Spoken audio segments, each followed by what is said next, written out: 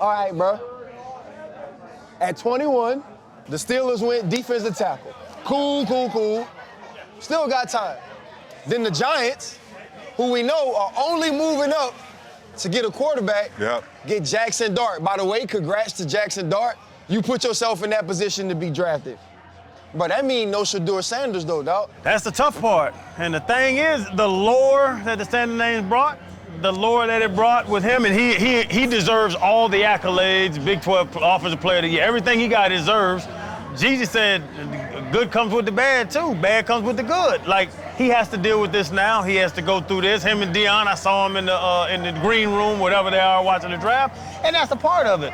He's still, I've said it before, I'm gonna say it again, he is going to be a great starting quarterback in this league. It doesn't matter where it starts or where it finishes, but I was surprised because y'all both said Jackson Dart to the Giants. I thought it would be Shedeur, and it was Jackson Dart. No knock against Jackson Dart, but I've seen the hue of the last 5 quarterbacks the Giants have taken, going back to Phil Simms, going back to Eli, it is all the quarterbacks, going back to Daniel Jones. I've seen the hue of the Giants quarterback drafts, and I just had to look at it in a different way when they took Jackson Dart. Yeah, I just think, it's the NFL draft, man. You never know what's going to happen. All these expectations are sometimes set up by the media, and then it gets twisted at the very last minute. Shedeur's going to have to overcome this little early onset of adversity. I think he's going to be totally fine. As long as he gets an opportunity to go out there and live out or fulfill his dream, that's where it starts, right?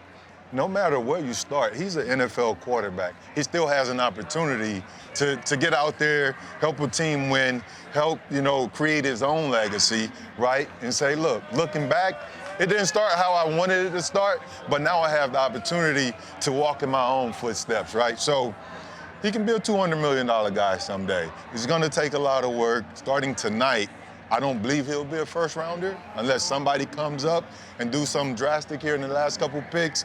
But it seems that he's not going to be a first-rounder. He has the great person in his corner to kind of coach him through this. Prime is going to get him through this, and I think he's going to be fine. You're only worth what people are willing to give you or spend on you. Every time. No matter what we think about Shedeur Sanders' tape, no matter what Shedeur Sanders thinks about his tape or what he's put on film to this point, they let him know tonight. 32 teams, right? The Giants twice, the Atlanta Falcons twice, let you know we don't need you. And that's okay. That's their right. Like, that's their job. They are staking their job on the names that they call tonight, right? On the person whose phone they hit up and say, hey, man, are you ready to be? Nobody felt that way about Shedeur Sanders, and he has to own that. That doesn't mean he's not a good football player.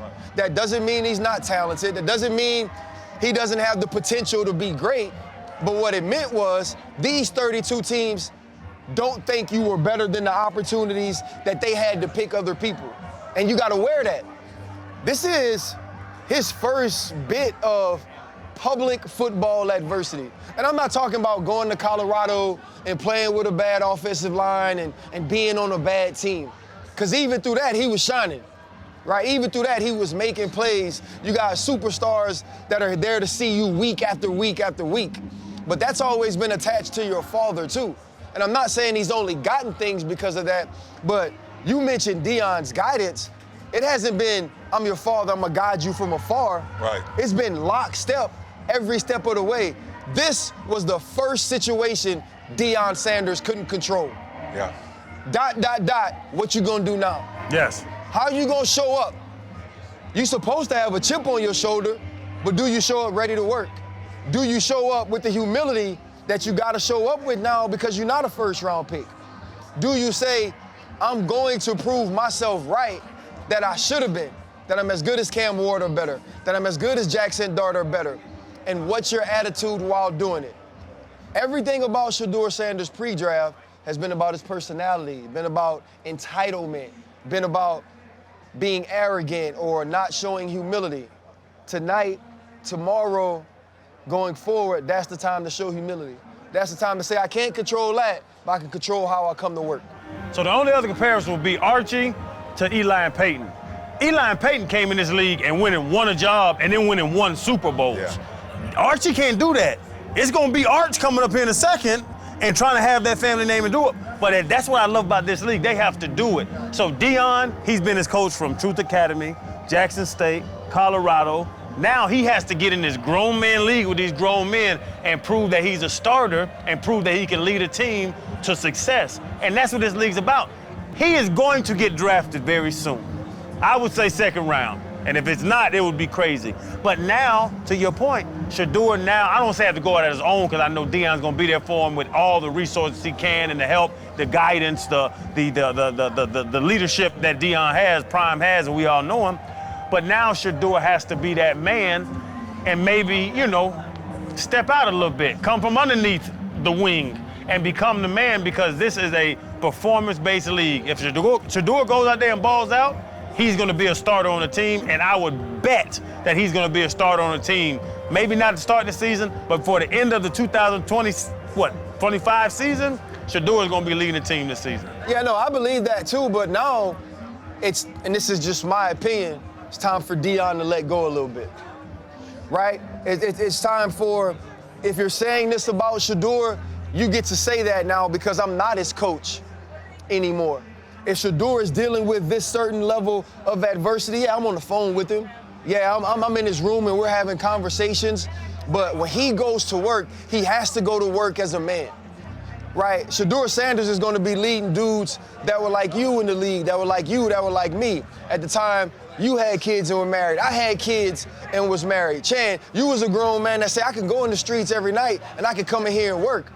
If I'm thinking that you're not running your life or you're not running your career, don't come sit in front of my locker because I control this. Yeah.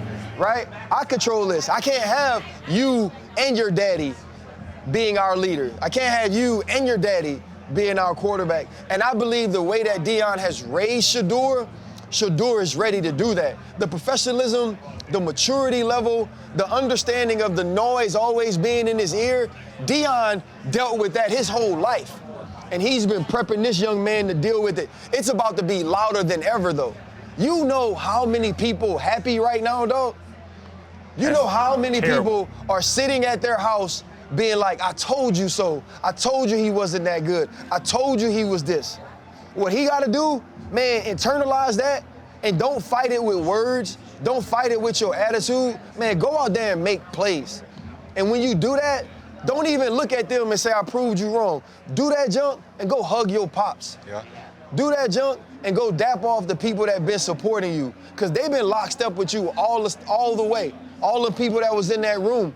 If they ain't the real ones that's supposed to be in that room, get rid of them now, bro. Yeah. Get rid of them now. Like, there gonna be some people that turn their back on this young man because some of the shine gonna be off. When the shine go off, if they ain't around, don't let them mother effers back. Ever.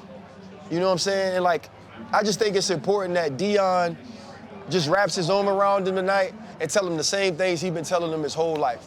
Because he's still all them things, bro. Deion was not preparing Shedeur to be Deion's son. He was preparing Shedeur to be a man. Yeah, bro. And I really do believe that. And now, to your point, let Shedeur go and be a man. Yep. He's a grown man now, gonna be on the team soon, and let him go run the Shedeur's path and not Deion's son's path. I think now is the perfect time for that, right? And this will be his biggest lesson in life. You know, that adversity, that humble pie. You know, just because if you look at the kid, everything seems that, although he's earned it, it will look like it was given. You know what I mean, in a sense? Because he's always been here. From high school, he was here. Jackson State, he was here. Colorado, he was here. And that humble pie, everything brought him back down to life, and that's okay, right? So he'll start here. Now he has an opportunity to climb back up and build himself back up. And who knows what's going to happen. So be interesting to see how he lands.